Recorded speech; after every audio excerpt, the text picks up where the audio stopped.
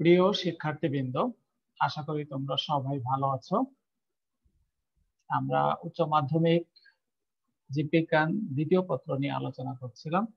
আমি তোমাদের দ্বিতীয় অধ্যায় পড়াচ্ছিলাম। চলো আমরা পড়ায় ফিরে যাই।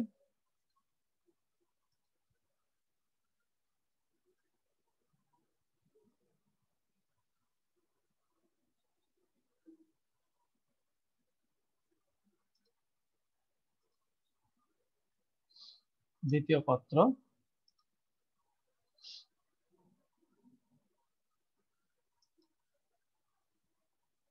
অধ্যায় 2, প্রাণীর পরিচিতি। প্রতীক প্রাণী হাইড্রা।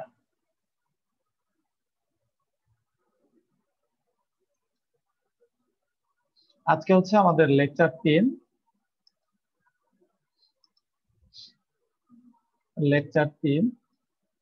লেকচার 3-এ আমরা আলোচনা করব নেমাটোসিস্টের সূত্রক নিক্ষেপের কৌশল, অর্থাৎ নেমাটোসিস্ট কিভাবে সূত্রকটা নিক্ষেপ করে, নিডোসাইট ও নেমাটোসিস্টের পার্থক্য, গ্যাস্ট্রোডার্মিস বা অন্তত্বকের কোষসমূহ, এগুলোর নাম এবং এদের কাজ এবং সংক্ষিপ্ত বিবরণ, হাইড্রার এপিডার্মিস ও গ্যাস্ট্রোডার্মিসের পার্থক্য, মেসোগ্লিয়ার বিবরণ, সিলেন্টেরনকে গ্যাস্ট্রোভাস্কুলার বলা হয় কেন, আর সিলেন্টেরনের সংজ্ঞাটা আমরা জানবো, সিলোম ও সিলেন্টেরনের পার্থক্য। এই বিষয়গুলো নিয়ে আমরা আজ আলোচনা করব।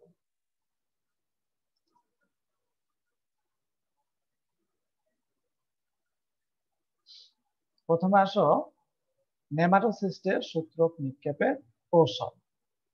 এখানে একটি নেমাটোসিস্ট দেখানো হচ্ছে, অর্থাৎ নেমাটোসিস্টে থাকে কোথায়? নিডোসাইট কোষের মধ্যে।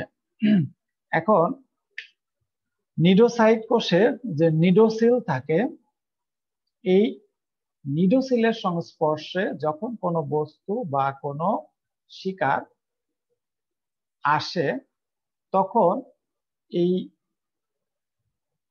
নেমাটোসিস্টের যে থলি থাকে, এর থলির প্রাচীরের পানি সংবেদনশীলতা বেড়ে যায়, অর্থাৎ এর মধ্য দিয়ে পানি ভিতরে দ্রুত প্রবেশ করে।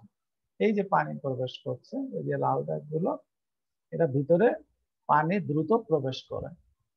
দ্রুত প্রবেশ করার ফলে এর মধ্যকার অভিস্রবণিক চাপ বেড়ে যায়। বেড়ে যাওয়ার ফলে এই সূত্রকটি দ্রুত বাইরে নিক্ষিপ্ত হয়ে যায়। তাহলে বিষয়টি আবার দেখো, যে যখন ধরো এটা হচ্ছে তোমার নিডোসিল, যখন কোনো বস্তু, এই বস্তুটা নিডোসিলের সংস্পর্শে আসলো, তখনই কি হচ্ছে, এই নেমাটোসিস্টের থলির মধ্যে পানি দ্রুত প্রবেশ করতে থাকে। তো পানি যদি বাইরে থেকে দ্রুত প্রবেশ করে, তাহলে এর মধ্যকার কি হয়? অভিস্রবণিক চাপ বেড়ে যায়। অভিস্রবণিক চাপ বেড়ে যাওয়ার ফলে এর মধ্যে যে সূত্রকটি পেঁচানো অবস্থায় থাকে, এই যে আমরা এখানে দেখতে পাচ্ছি, এগুলো হচ্ছে সূত্র পেঁচানো অবস্থায় আছে। এই যে এগুলো পেঁচানো অবস্থায় থাকে। অভিস্রবণিক চাপ বেড়ে যাওয়ার ফলে কি হয়? এগুলোর উপর চাপ পড়ে, ফলে সূত্রকটি দ্রুত বাইরে নিক্ষিপ্ত হয়ে যায় এবং যে বস্তু সংস্পর্শে নিডোসিল আসে, ওই বস্তুকে কি করে? পেঁচিয়ে ধরে বা আবদ্ধ করে হিপনোটক্সিন প্রবেশ করিয়ে দেয়। এখন এই যে যে সূত্রকটি নিক্ষিপ্ত হয়ে গেল, এই যে নিক্ষিপ্ত সূত্রক, এই সূত্রকটি আর এই থলির ভিতরে প্রবেশ করবে না এবং এই নেমাটোসিস্টটি ধীরে ধীরে নষ্ট হয়ে যাবে। নেমাটোসিস্ট ধীরে ধীরে কি হবে? নষ্ট হয়ে যাবে।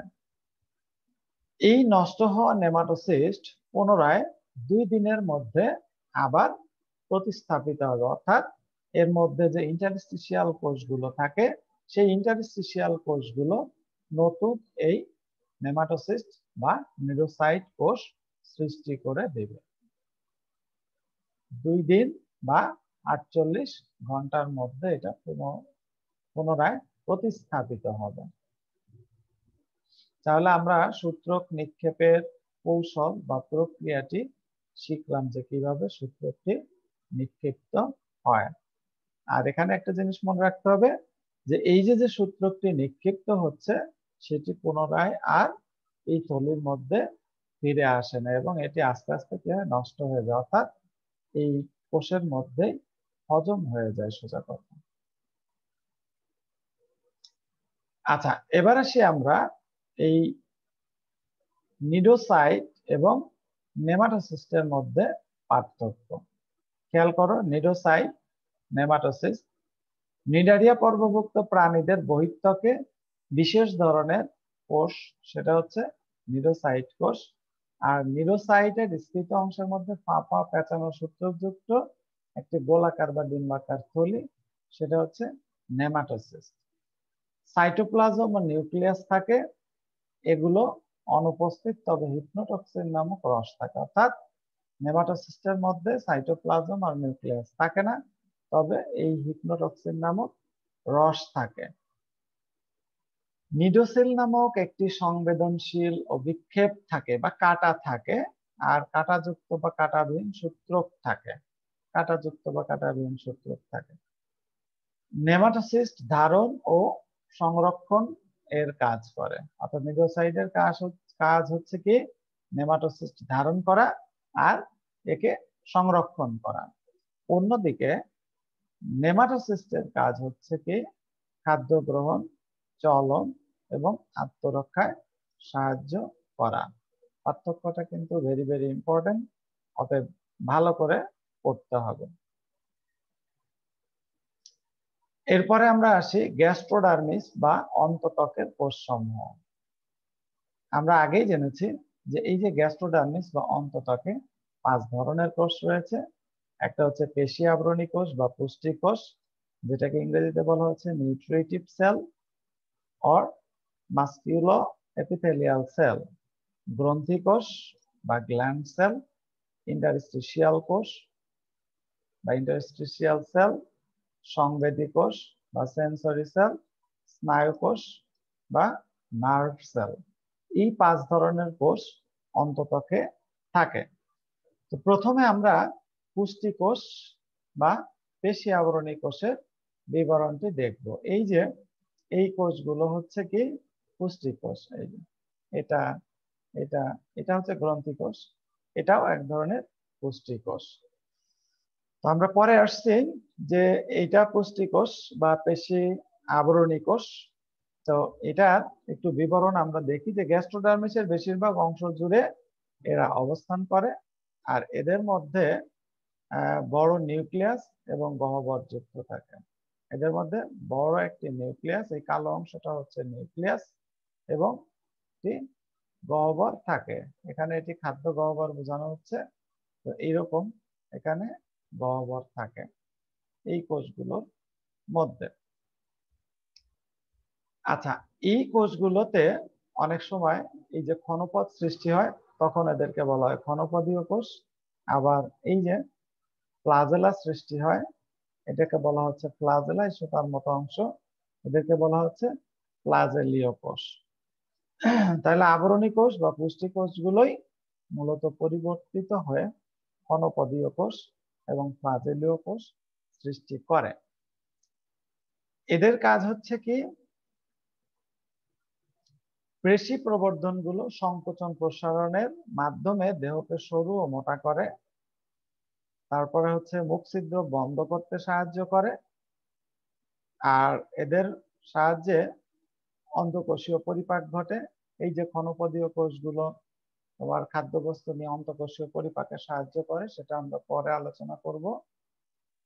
আর এই যে ফ্লাজেলীয় কোষ যেগুলো, এই ফ্লাজেলা সঞ্চালনের মাধ্যমে বহিঃকোষীয় পরিপাক সহজতর হয়। অর্থাৎ এই পুষ্টি কোষগুলো দেখো বহিঃকোষীয় এবং অন্তঃকোষীয় দুই ধরনের পরিপাকে সাহায্য করছে। এরপরে আসি আমরা গ্রন্থি কোষ। এই যে এই গ্রন্থি কোষ, তো এই গ্রন্থি কোষগুলো বিক্ষিপ্ত ভাবে পুষ্টিকোষের ফাঁকে ফাঁকে সরানো থাকে। দেখো এই পাশে একটা পুষ্টিকোষ আর এই পাশে একটা পুষ্টিকোষ, এর মাঝখানে ছড়ানো ছিটানো অবস্থায় থাকে। এগুলোর সংখ্যা মূল দেহ এবং হাইপোস্টোমে সবচেয়ে বেশি থাকে। মূল দেহ এবং হাইপোস্টোমে বেশি থাকে, আর পদতলে কম থাকে, আর কোষশিকাতে থাকেই না। তাহলে গ্রন্থিকোষ কোথায় থাকে না? কোষশিকাতে গ্রন্থিকোষ থাকে না। এটা অবজেক্টিভ আসে যে গ্রন্থিকোষ কোথায় থাকে না? কোষশিকাতে থাকে না। আর বেশি থাকে কোথায়? মূল দেহ এবং হাইপোস্টোম। হাইপোস্টোম হচ্ছে মুখের চারপাশের বিস্তৃত অংশ। এখন এই গ্রন্থিকোষ আবার দুই ধরনের হয়। যে গ্রন্থিকোষ গুলো মিউকাস ক্ষরণ করে ওদেরকে বলা হয় মিউকাস ক্ষরণকারী কোষ, আর কিছু কোষ আছে এনজাইম ক্ষরণ করে, তাদেরকে বলা হয় এনজাইম ক্ষরণকারী কোষ। এদের কাজ হচ্ছে মিউকাস নিঃসৃত করে খাদ্য বস্তুকে পিচ্ছিল করে এবং বলাধূকরণে সাহায্য করে। তারপর গ্রন্থিকোষ থেকে এই যে এনজাইম ক্ষরণকারী যে কোষগুলো, এরা এনজাইম ক্ষরণ করে পরিপাকে সহায়তা করে।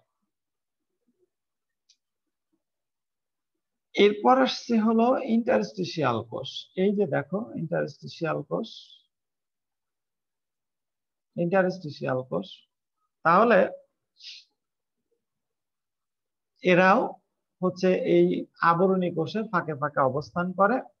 এই কোষগুলো দেখতে গোলাকার এবং এরা সুস্পষ্ট নিউক্লিয়াস যুক্ত, মসৃণ এন্ডোপ্লাজমিক জালিকা থাকে, মুক্ত রাইবোজোম থাকে এবং কিছু মাইটোকন্ড্রিয়া থাকে। এই ক্ষুদ্র কোষের মধ্যে এতগুলো উপাদান অবস্থান করে। এদের কাজ হচ্ছে এন্ডোডার্মিসের প্রয়োজনীয় যে কোনো কোষ গঠন করা। এন্ডোডার্মিসের অর্থাৎ অন্তত্বকের যে কোনো কোষ গঠন করা। 5 ধরনের কোষের মধ্যে অন্য যে কোনো 4 ধরনের কোষ এরা গঠন করতে পারে। আচ্ছা, এরপর আসা হচ্ছে সংবেদী কোষ। কোথায় আছে সংবেদী কোষ? এই সংবেদী কোষ। দেখো এরাও পেশি আবরণী কোষের ফাঁকে ফাঁকে অবস্থিত লম্বাটে কোষ। এদের দুই প্রান্ত সরু এবং দুই প্রান্ত থেকে কি বের হয়? এই যে সংবেদী রোম বের হয়। এই সংবেদী রোমগুলো সিলেন্ট্রনের মধ্যে অবস্থান করে এবং অন্য প্রান্তের সংবেদী রোম কোথায় বা সংবেদী সূত্রক কোথায় থাকে? মেসোগ্লিয়া ঘেঁষে স্নায়ুকোষের সাথে যুক্ত থাকে। এদের কাজ হচ্ছে পানির সাথে সিলেন্টরনে প্রবেশিত খাদ্য ও অন্যান্য পদার্থের গুণাগুণ যাচাই করা এদের কাজ, এবং গৃহীত উদ্দীপনা স্নায়ুকোষে প্রেরণ করাই হলো এদের কাজ। এবার আসা হচ্ছে স্নায়ুকোষ। স্নায়ুকোষ হচ্ছে এইখানে অবস্থান করে। স্নায়ুকোষ এরকম করে মেসোগ্লিয়া ঘেঁষে এরা অবস্থান করে। এটা হচ্ছে তার একটা নিউক্লিয়াস।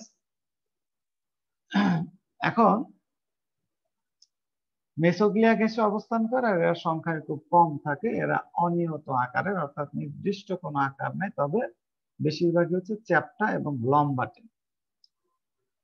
আর এদের এই যে দুই প্রান্তে যে তন্তু থাকে, অর্থাৎ সূক্ষ্ম তন্তু থাকে, এই তন্তুগুলো পরস্পর মিলিত হয়ে স্নায়ু জালিকা গঠন করে। এদের কাজ হচ্ছে সংবেদী কোষ থেকে গৃহীত উদ্দীপনা দেহের বিভিন্ন অংশে পৌঁছে দেওয়া। তাহলে আমরা 5 ধরনের কোষ দেখতে পেলাম। এটা হচ্ছে গ্যাস্ট্রোডার্মিসের কোষ। এদের সংক্ষিপ্ত বিবরণ এবং কাজ সম্পর্কে আমরা জানতে পারলাম। হাইড্রার এপিডার্মিস ও গ্যাস্ট্রোডার্মিসের পার্থক্য। এপিডার্মিস ও গ্যাস্ট্রোডার্মিসের পার্থক্য আমরা একটু দেখে আসি পার্থক্যগুলো। উৎপত্তি ও অবস্থান। এপিডার্মিস ভ্রূণীয় এক্টোডার্ম থেকে উৎপন্ন এবং দেহের বাইরের দিকে অবস্থান করে। এপিডার্মিসের কোষগুলো হচ্ছে দেহের বাইরের দিকে অবস্থান করে, আর এন্ডোডার্ম থেকে উৎপন্ন। গ্যাস্ট্রোডার্মিস হচ্ছে এন্ডোডার্ম থেকে উৎপন্ন, আর দেহের ভিতরের দিকে অর্থাৎ সিলেন্টারনের চারপাশে অবস্থান করে। পুষ্টিকোষ ক্ষণপথযুক্ত, ফ্লাজেলাযুক্ত দেখা যায় না, অর্থাৎ এই যে পেশি আবরণী কোষই হচ্ছে পুষ্টিকোষ।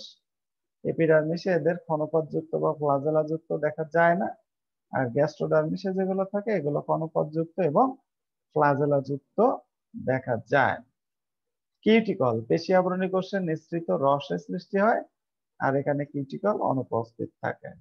নিডোসাইট, এই এপিডার্মিসে নিডোসাইট কোষ দেখা যায়, কিন্তু গ্যাস্ট্রোডার্মিসে নিডোসাইট কোষ দেখা যায় না।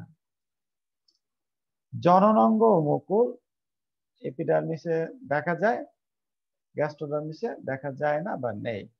কার্যকারিতা দেহকে বাইরের আঘাত থেকে রক্ষা করা এবং পরিবেশ থেকে উদ্দীপনা সংগ্রহ করা হচ্ছে এদের কাজ, আর মূলত পুষ্টির কাজে নিয়োজিত, অর্থাৎ এই যে খাদ্য পরিপাক এর কাজে এরা নিয়োজিত।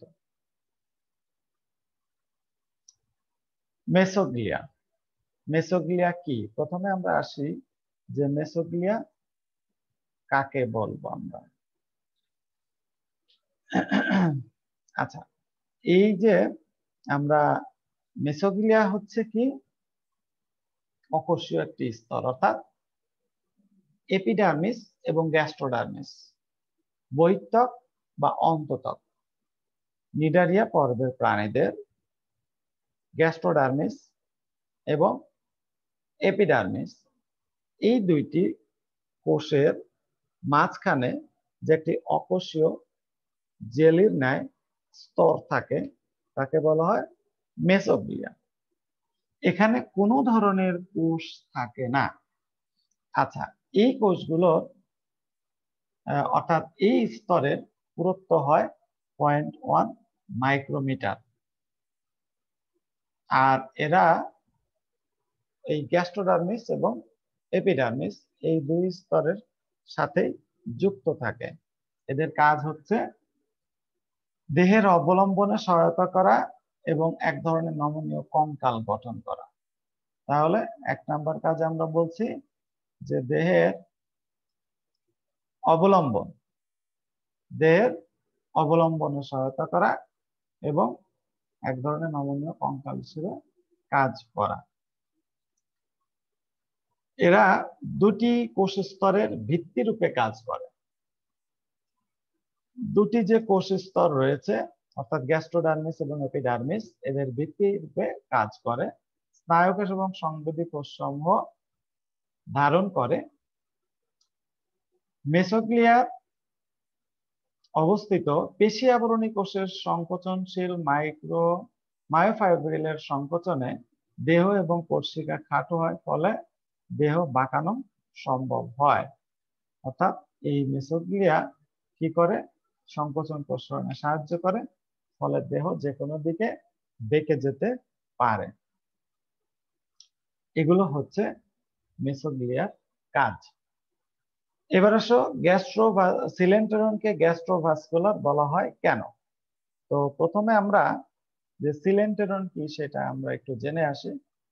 সিলেন্টেরন একটু খেয়াল করবে, হাইড্রার যে দেহগহ্বর রয়েছে অর্থাৎ কেন্দ্রস্থলে গ্যাস্ট্রোডার্মিসে পরিবৃত যে দেহগহ্বর রয়েছে সেটাকে বলা হয় সিলেন্টেরন।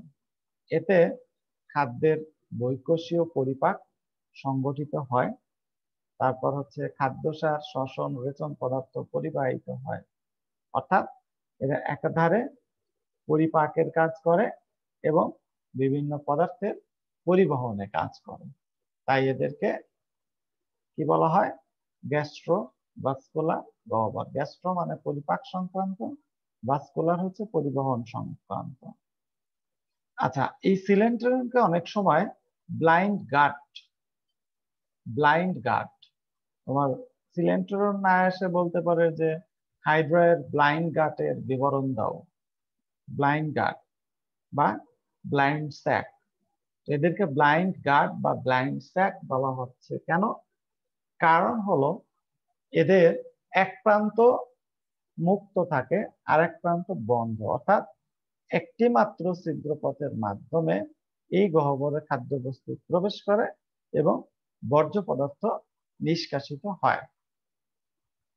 এই জন্য এদেরকে বলা হচ্ছে ব্লাইন্ড গাট বা ব্লাইন্ড স্যাক বা থলি। সিলোম ও সিলেন্টেরনের মধ্যে পার্থক্য। আচ্ছা, এখন আসি, আমরা আগে একটু জেনে আসি যে সিলোম কি আর সিলেন্টেরন। সিলেন্টেরন আমরা বুঝলাম যে এই নিডারিয়া পর্বের প্রাণীদের গ্যাস্ট্রোডার্মিসের অভ্যন্তরে যে গহ্বর রয়েছে সেটা হচ্ছে সিলেন্টেরন। আর সিলোম কি?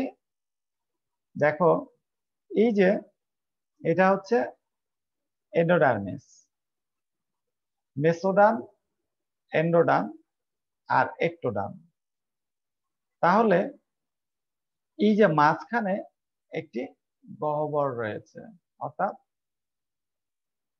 দেহের অভ্যন্তরে পেরিটোনিয়াম পর্দাযুক্ত গহ্বরকে বলা হয় সিলোম। তাহলে দেহ অভ্যন্তরের পেরিটোনিয়াম পর্দা দিয়ে আবৃত দেহ গহ্বরকে সিলোম বলে। তাহলে আমরা দেখতে পাচ্ছি এই সাদা অংশটা হচ্ছে সিলোম, আর এটা হচ্ছে পৌষ্টিক গহ্বর। এটা উন্নত প্রাণীর ক্ষেত্রে দেখা যায়, আর এটা অনুন্নত প্রাণীতে। এই পৌষ্টিক গহ্বরটাই এখানে সিলোম বা সিলোমটাই পরিবর্তিত হয়ে পৌষ্টিক গহ্বর হচ্ছে উন্নত প্রাণীতে। আচ্ছা, এখন আমরা এই সিলোম এবং সিলেন্টেরনের পার্থক্যটা একটু দেখে আসি। সিলোম ত্রিস্তরী প্রাণীদেহে মেসোডার্মাল পেরিটোনিয়ামে আবৃত যে কোনো ফাঁকা গহ্বরকে সিলোম বলে, আর দ্বিস্তরী প্রাণীদেহের অভ্যন্তরীণ প্রশস্ত গহ্বরকে সিলেন্টেরন বলে।